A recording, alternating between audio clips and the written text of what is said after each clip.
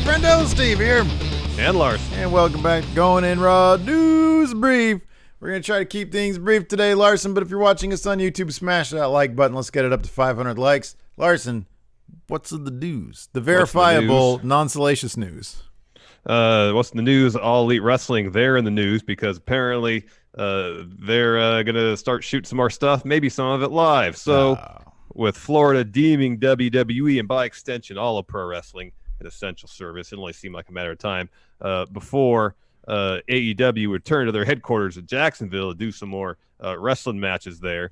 But according to Dave Meltzer in this week's Wrestling Observer newsletter, the company may be looking to do some future episodes of their weekly wrestling show live, saying, quote, AEW is also going back, likely to live programming in a few weeks. While this could also change depending on the circumstances, and they have enough taped to last for several more weeks. The plan right now is for AEW to go back either weekly or more often, starting on May 6th from Daly's Place in Jacksonville. Before I get to the next bit, there's a bit of an update on that. I would assume more often does not mean more than one day a week. All right, we're getting 2 episodes of Dynamite every week, man. More often than once a month. Anyways, in a subsequent update on their main page, Wrestling Observer notes that, quote, as of Thursday, according to Meltzer, in this stretch, the stretch will last 3 weeks, alternating between live and taped. The May 6th Dynamite will air live, with the following week's show also filmed on the 6th. So kind of like how WWE's doing things. Then the May 20th Dynamite will return to live, with no plan as for now what happens after that. Also, as of now, May 20th or Double or Nothing pay-per-view will also be held in Jacksonville. So it seems like next week taped. May 6th. May 6th. That's not even a Wednesday? It is. Okay. May 6th will be live, but then they'll also tape in the following episode. So that'll air taped on the 13th, 20th live, and then 3 days later will be Double or Nothing. Okay, so it's just going to be just enjoy the product. What does it matter? Well, I mean, for the safety of the performers, ideally. Oh no, I'm sorry. I'm not talking about that. I'm just saying I'm not sure many people watch exclusively for the, it's not live, I'm not going to watch. It was live last week. I'll watch next week, but I'm not going to watch this week because it was taped last week. I don't think obviously the premium put on live programming I kind of don't understand.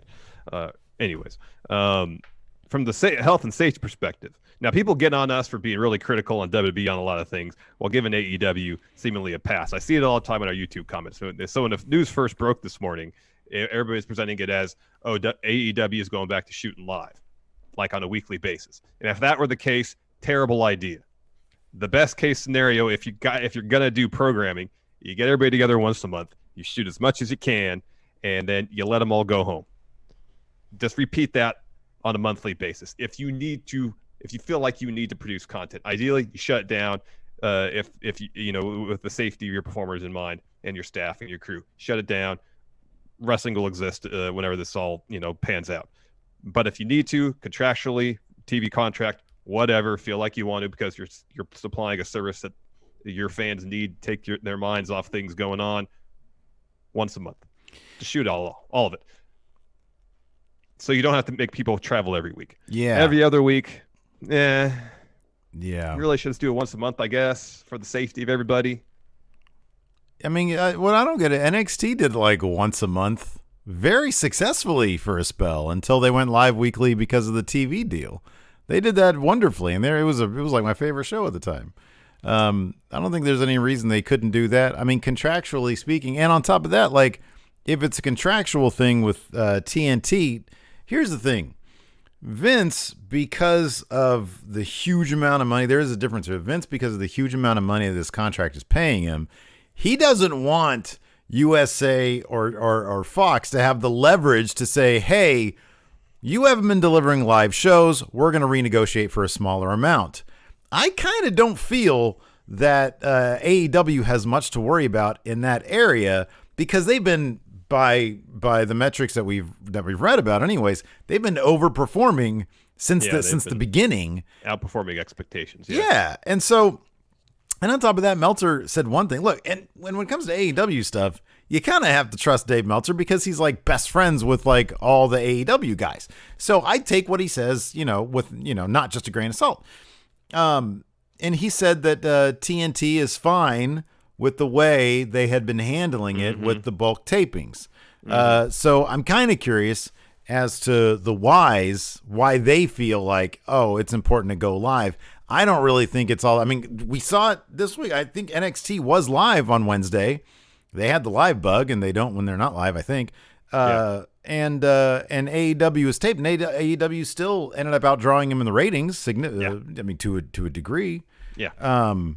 So let's see here. What is this Fightful Select bit here? Read this Fightful Select bit. All right. So they have an additional update on it, noting that they have confirmed with AEW they'll be resuming live programming in 2 weeks, as reported by Meltzer. We've been told they'll have double the roster available from that point than they had when they taped in Georgia.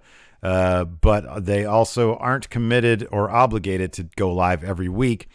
And they say they'll tape when it makes sense. The first Dynamite in May and Double or Nothing will be live, with some taped and staggered episodes in between. I wonder if it's a matter of, hey, if we're going to, I mean, this is what it seems like. Hey, let's tape some stuff. But, I mean, while we're there, we'll just do it live. I mean, I guess that makes sense if, for the very first one. Yeah, right. Do the first one, you're going to tape a bunch of them. Do the first, like, if you want to do the first one live, fine, whatever. But then, try to tape as much as you can while everybody's there. Yeah. Up until Double or Nothing. And I understand Double or Nothing, you want to do that live as pay-per-view. I guess that makes it feel like a larger, more important event. Okay, whatever. And I guess, like you can read the schedule and like try to make sense of it. But, I think it's just the common sense idea is you want to have people travel as little as possible. Have people travel out to Florida once a month, do a bunch of tapings, and then send them home. Yeah. Well, when the bodies really start piling up, maybe they'll learn. Speaking of, no segue there. Hulk Hogan and his biopic. Speaking of things we can't do, go to movies and see the Hulk Hogan movie. So it was announced several months ago that this is great. Thor himself, Chris Hemsworth, who's got a new movie out on Netflix today called Extraction. Correct. We're not sponsored by them. Why am I saying that? Nice plug. You know why? Because on Twitter, it's literally every other tweet I see that ad. Oh, you get the promoted ad. So I could block it, but he's a good-looking guy, so I just keep it there. Anyways. He seems like he's a funny dude, too. Yeah, he's a cool guy. He seems like a cool guy. Anyways. So it was announced several months ago that he's going to be playing the Hulkster brother in an upcoming biopic. During an interview with Screen Rant, Hemsworth was asked about the status of the project, to which he replied, "Look, I haven't read a script yet, brother.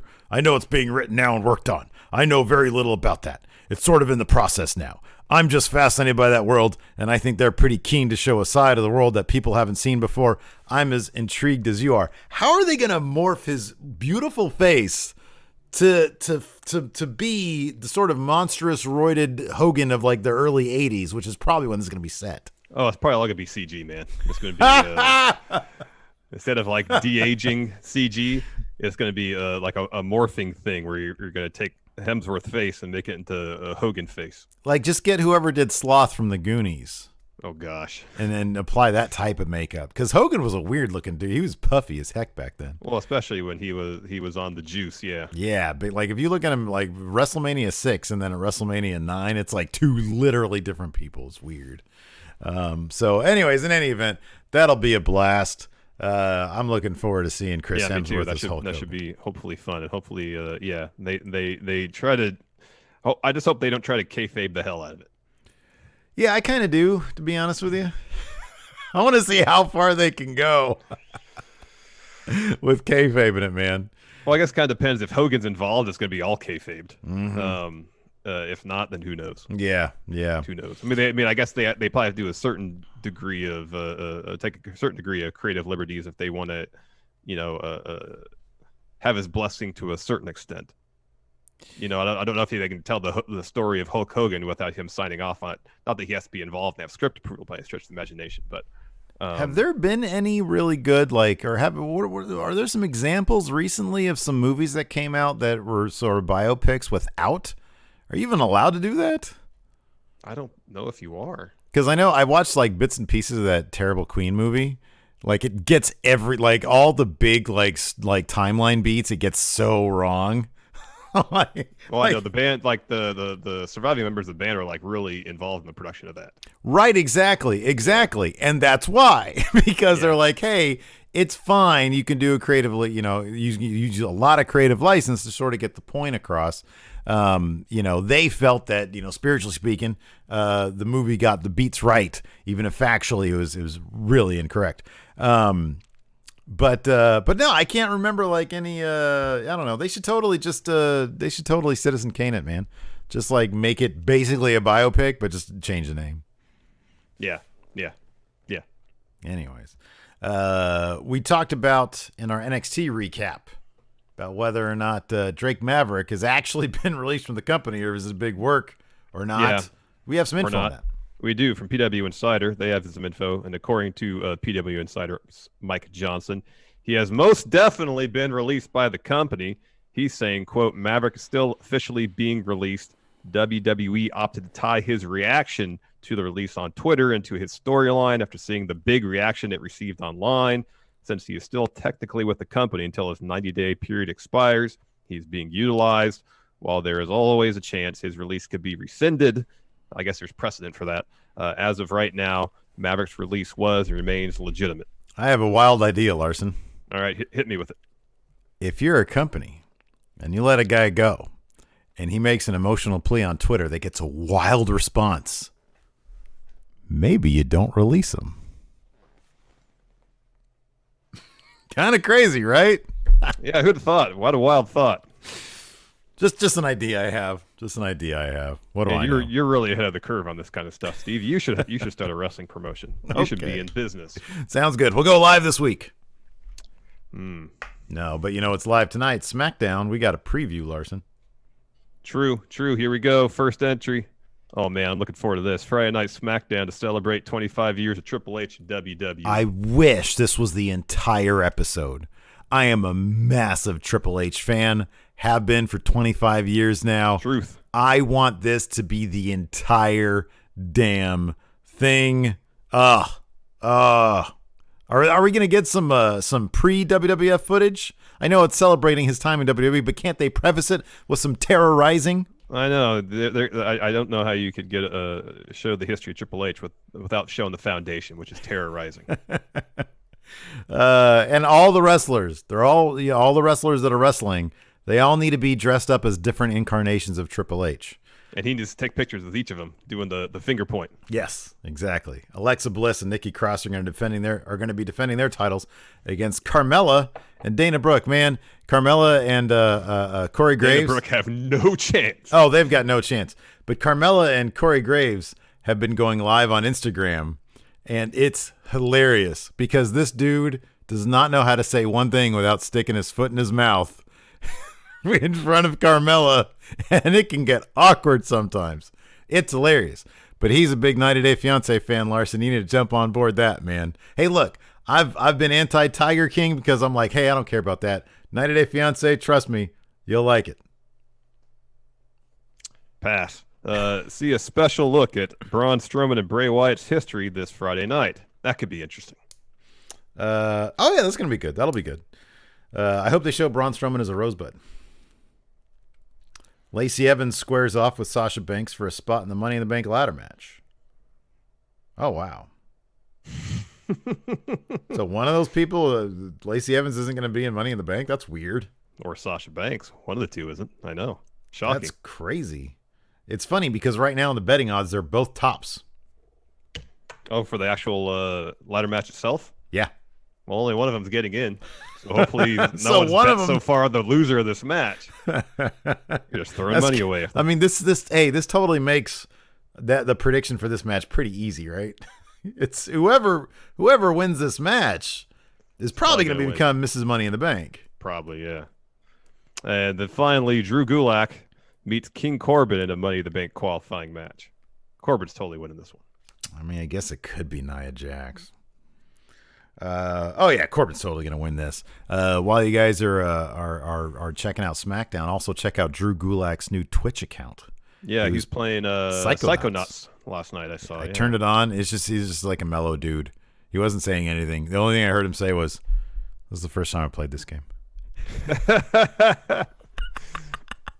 Why Psychonauts then, Drew? Maybe he's always wanted to get into it. I don't know. Could be. I don't know. Could Anyways, I want to say thanks to everybody that came out to the Unsolved Mystery stream last night, man. Oh, yeah. How'd that go? I can't wait until this whole thing is done with, because you and I have to get together and watch some Unsolved Mysteries at some point. It's a blast, and we've all discovered a theme. There are horses in every episode of Unsolved Mysteries so far. 3 episodes, 3 appearances of horses. Interesting. Yeah. Interesting. Anyways. Maybe they shot them all in bulk, and so they had this horse all day, and like, we gotta get our money's worth of this damn horse we spent thousands of dollars on. Fine, have it as background. Every episode, could be background horse. Because the one last night was completely nonsensical. It was they said, okay, and after viewers sent in their tips, the suspects were found at this house, and then like it shows a house, and when a horse answers the door. Yes. Yeah, exactly. Anyways, that's it for News Brief. Thanks everybody for tuning in. We appreciate it. We'll be back tonight live on Twitch for our SmackDown review. And then, of course, right after that, it goes on to VOD at YouTube. So thanks for watching. Until next time, we'll talk to you later. Goodbye.